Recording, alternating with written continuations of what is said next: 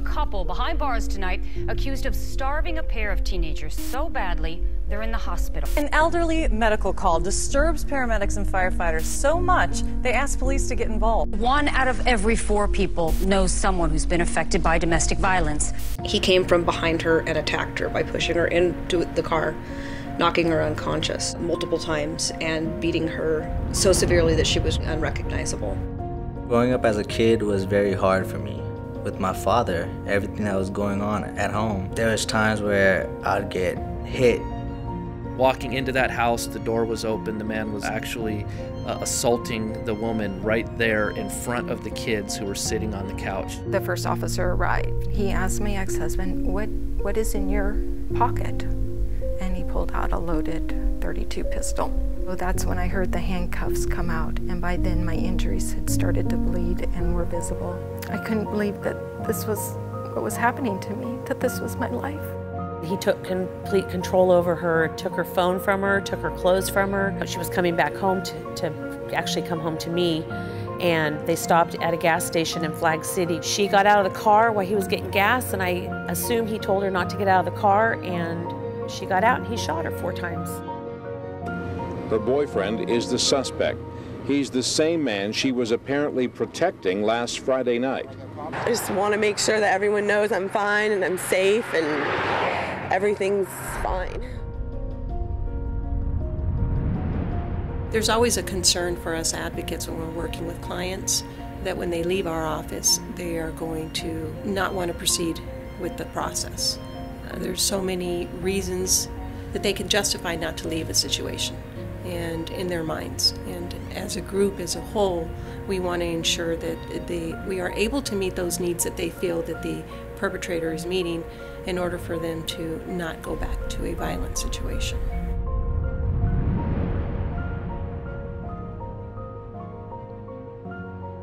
So this little boy is in front of a dollhouse, and our counselor asks him a very simple question. She says, "Tell me what goes on in your home." The first thing that this little boy did was to take the mommy doll and the daddy doll and just start beating the mommy doll. Her next question was, "When that happens, what goes on in your mind?" He said, "I tell daddy to stop it. I'll go if he wants me." He honestly believed if he didn't exist, if he ran away, if he did better, that his mom wouldn't be abused anymore.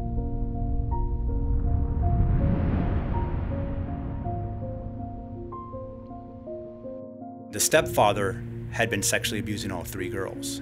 But in this particular situation, he was using manipulation, he was using control to keep these girls in line. We ended up charging the case because we thought we had enough evidence. And on the day of the preliminary hearing, the 8-year-old girl was about to take the stand.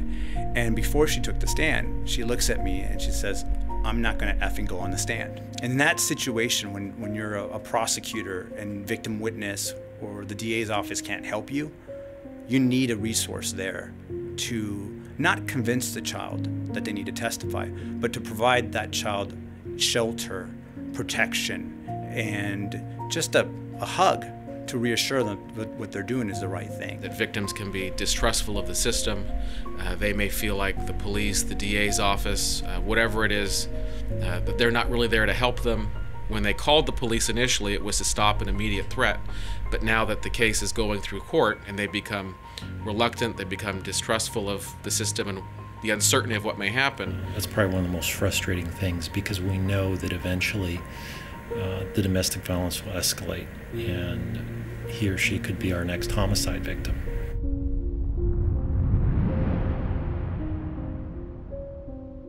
We're often the frontline government or the frontline resource that shows up at a home. And when we do, we're there to help best we can. And I often used to think, our pockets would get filled with all of these different referral cards. We had a card for counseling services here, or if you need a restraining order, get the help here.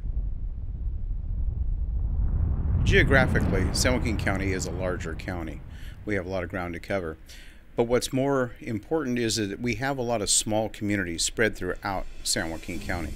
And there are people in good pockets that live in these communities. Currently, our victims have to travel up to 11 hours to get to different locations just to seek basic necessities. And we make it too difficult. They go to an agency, perhaps to get a court order. and they find out they didn't bring the right paperwork with them. They don't have the copy of the police report, for example, or something. So now they have to go back out, backtrack, get it, come back, and maybe even find out they still don't have the right everything with them. They're not going to come back a third time. You were lucky they came back a second time. We shouldn't be ping-ponging victims from place to place. If we were all in one location, that conversation, that dialogue really could be happening amongst the agencies. Not only are they victims of this family violence, but then they essentially become a victim of the system as well, because we're not doing the best that we could do to help meet the need of that child and that child's family. I had no idea where to start, and if there was a place you could go and they could direct you from place to place, give you guidance, it would have helped me immensely. I was lost for days. Like I said, I was in shock, I'm sure. I don't really remember making the phone calls. It's just kind of a blur. And I didn't really have anybody to help me because I didn't have anybody down here that I knew at that time.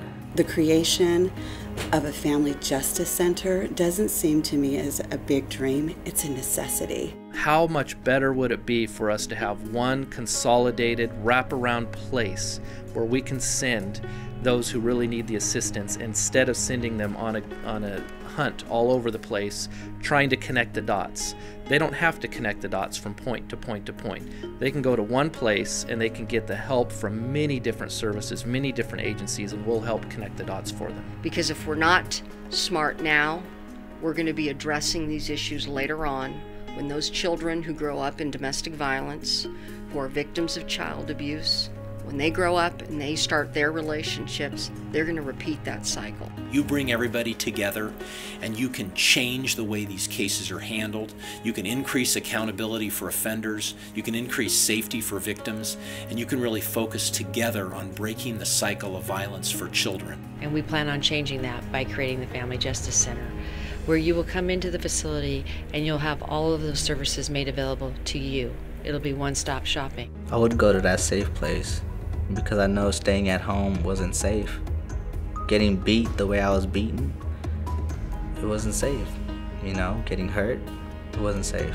It wasn't good. So what we need to do is be smarter about our delivery of service, make it more accessible to victims, and put us all together in a single building, and coordinate those services so that when that victim who's been traumatized, who's been strangled and sexually assaulted, and the children have been abused just a few hours before, when they come in through those doors and they're traumatized, they don't have to think, where do I have to go?